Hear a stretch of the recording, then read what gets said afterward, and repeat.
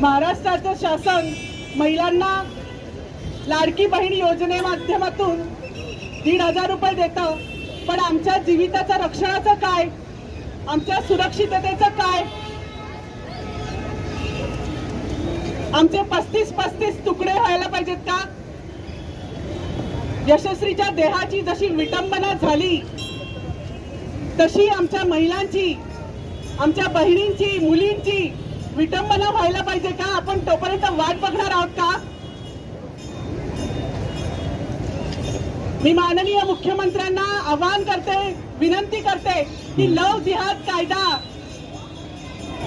लवकरात लवकर महाराष्ट्रात आला पाहिजे.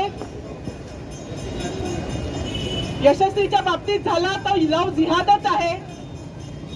आतापर्यंत ज्या मुलींची अशी हत्या झालेली आहे तोही लव जिहादच आहे.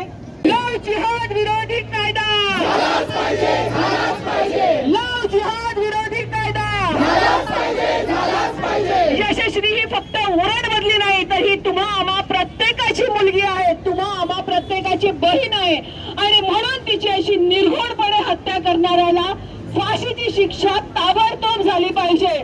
म्हणूनच यशस्वीची हत्या करणाऱ्याला फाशी द्या, फाशी द्या. यशस्वीची हत्या